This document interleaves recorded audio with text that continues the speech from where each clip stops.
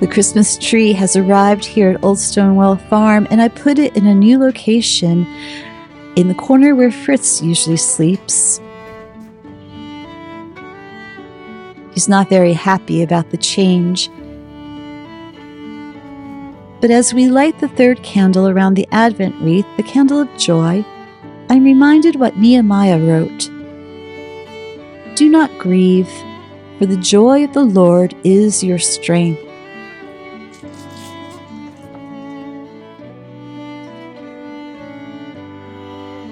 Do not grieve when things change, for life does bring many challenges.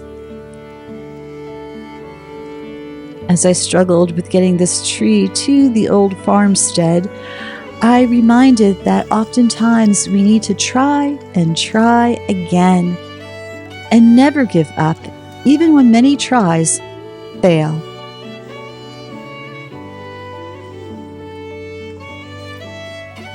Life is about taking one step in front of another.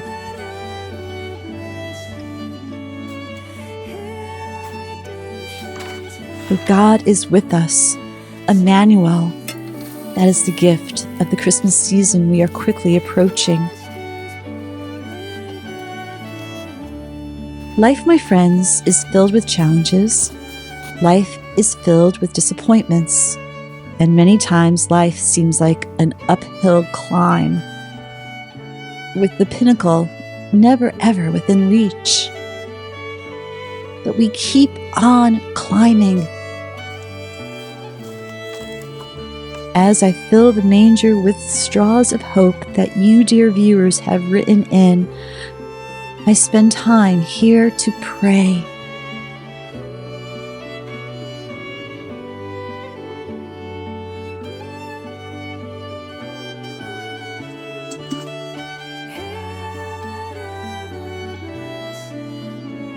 Author Anne Lamott once wrote that living with a broken heart is like learning to dance with a limp. My friends, it is time that we learn how to dance with a limp. For we dance to the tune of God's great song of joy, joy even amid the grief.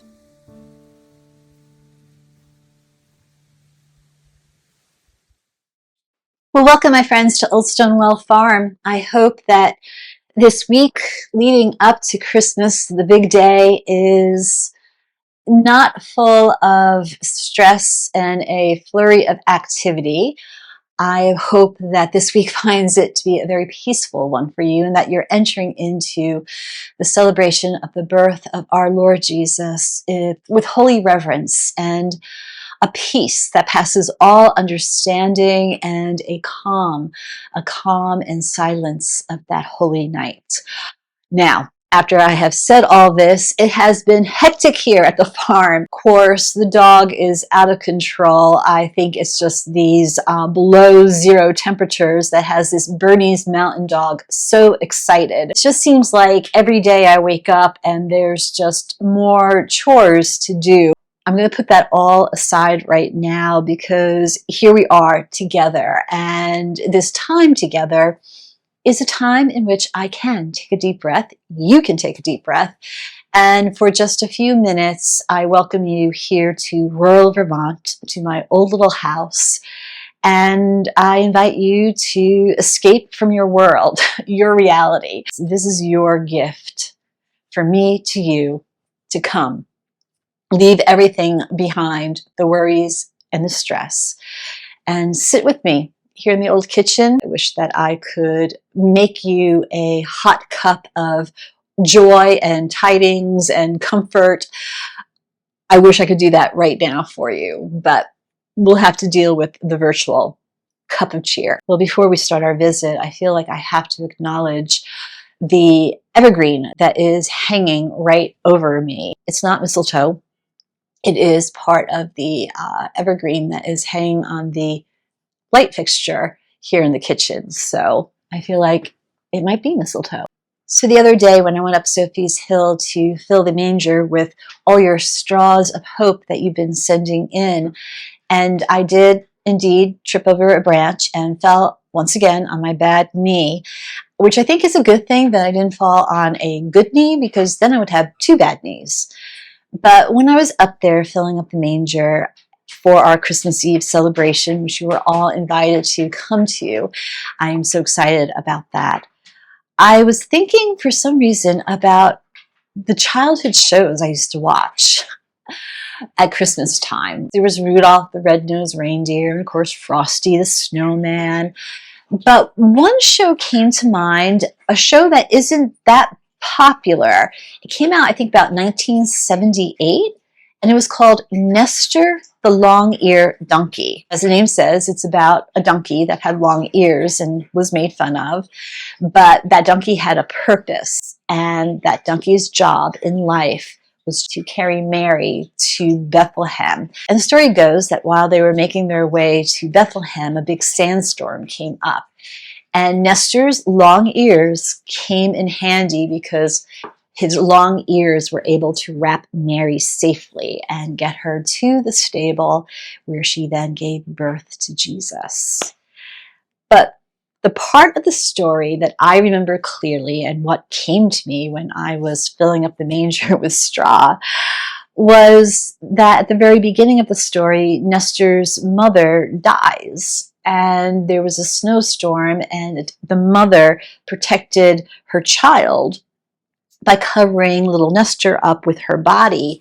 And after the storm was over, he woke up the next day, and the mother had died protecting Nestor. Now, when I watched this with my mom, I must have been in 5th grade, I bawled. The tears just flooded my eyes, and I couldn't stop crying. I'm like, how sad is this? But in the end, as Nestor was fulfilling his destiny to carry Mary to the stable, before he actually did that, an angel came to him and said that this is your destiny, this is what you were chosen for. And he still wasn't sure that he could do it. And then he heard a voice from heaven, words of encouragement.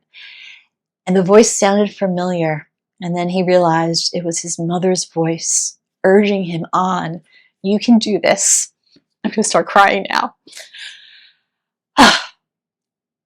I don't mean to be a bummer at Christmas time, but as I was thinking about all these shows for children, there always seems to be a sad part. There always seems to be the message of goodbyes and death and struggles. I mean, Frosty the Snowman, he was trying to keep a little girl warm, and so they went into a greenhouse because she was shivering to death, and then he melts, but then he comes back. And then, of course, there's Little Drummer Boy, in which the little lamb gets hit by a Roman chariot, but he is healed. The little lamb is healed. And then there's Nestor, whose mother dies.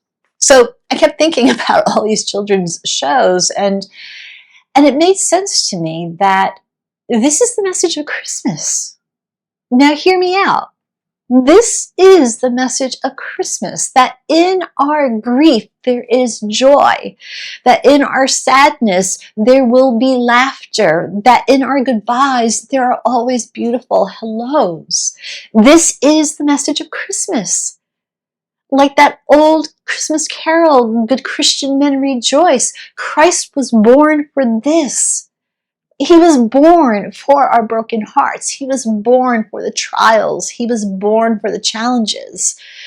This is what Christmas is about. So maybe it's a good thing that these children's shows do have those touches of tear-jerking moments to teach our children early on that life isn't all about the gifts under the tree. It's not about having an easy life. Life isn't about winning. Life isn't about having a happy day every single day. I think that's where we get tripped up. I think that our society keeps saying that if you're not happy, there's something wrong. Now, of course, if you're always sad and depressed, then please seek counseling, seek a friend, talk to somebody. There's no shame in that at all. But this whole idea of us being here on earth to have no trials, to have everything we want, to keep succeeding, to be happy. That's not the story of our life. The story of our lives, I dare say, are found in the moments of brokenness. For those are the stories that show us what we're really made of. Those are the stories that remind us that we're not alone, that we have a great and loving God to lift us up. So as Nestor hears that voice from heaven and he's like, Mom, and that voice is encouraging him, we all have those angels, don't we? We all have those angels that are watching over us, urging us on to keep taking a step forward, urging us on to smile today. As a pastor, I am often reminded of the real reason for Christ coming. He was sent here to show us the way to love one another. He was here to show us how to be a friend to the friendless. And ultimately, he was born to die for our sins on the cross. We don't talk a lot about that at Christmas time, that here's the babe in Bethlehem, and this is his destiny to go to the cross. We try not to really touch on that because, again, it might be a downer. But that's the reality. As a pastor, yes, I carry that joy and sorrow always with me. They're always together. They're never separated, because in the midst of all the holiday preparations, the call always comes from a funeral home telling me that there is a funeral to officiate. And sure enough, I get the call that I also have a funeral just days before Christmas. Of all that I have to do, there's a basket of laundry right on the counter. There are Christmas cookies I want to make. And boy, do I need to vacuum the rug, because Fritz has a lot of hair that he is shedding. It's a reminder that life is short, that life is a gift, that we're here for a short amount of time.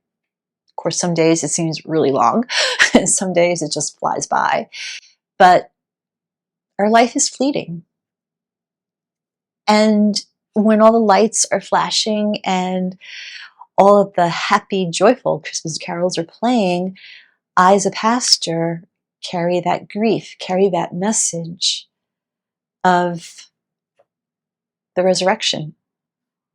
I carry the message that we have an eternal home, and do not fear, for Christ was born for this. Good Christian men, rejoice. Now you need not fear the grave.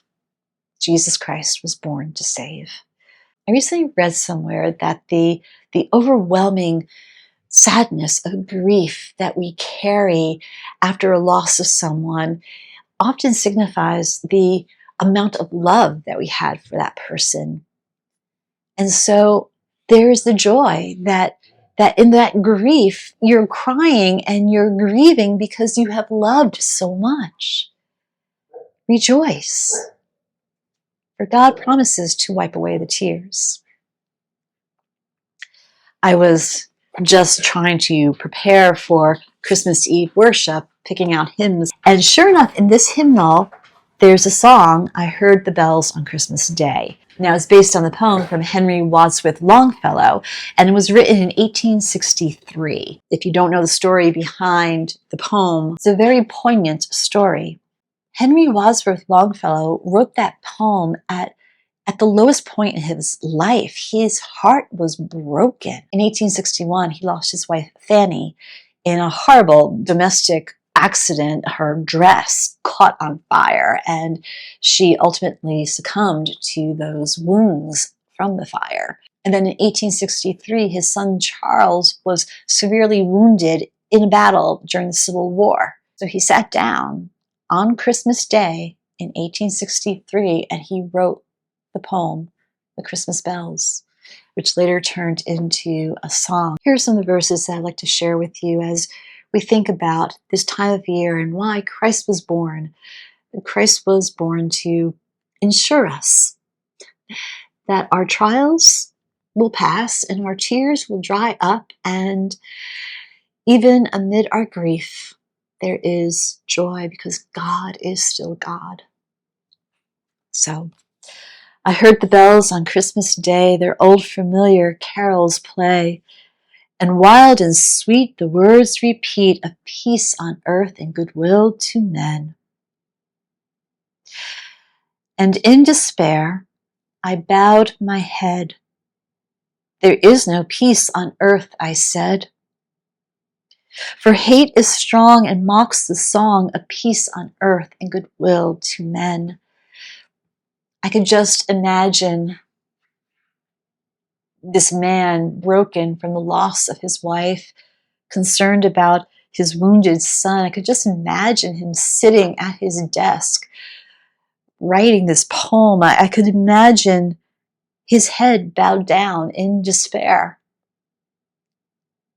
The extent of loss, the extent of hopelessness. And he poured it out into words. I bowed my head in despair. And he dared to speak out loud what many of us feel. There is no peace on earth, I said, for hate is strong and mocks the song of peace on earth and goodwill to men. How often have you felt that way? That the world, whatever the world is up to, or whatever is happening in your life, have you ever felt like your trials, your sadness, your challenges are just mocking the beautiful song of God? But the truth is, God has gone nowhere, and nothing will mock that song of God's great love. With that certainty of a great and loving God still in a grieving man's heart, Henry Wadsworth Longfellow wrote this next line. Yet pealed the bells more loud and deep, God is not dead, nor does he sleep. The wrong shall fail, the right prevail, with peace on earth, goodwill to men. I bowed my head in despair. God is not dead, and bells rang clear that message. So my friends, as we get closer to the celebration of Christmas, I want you to hear those bells this day.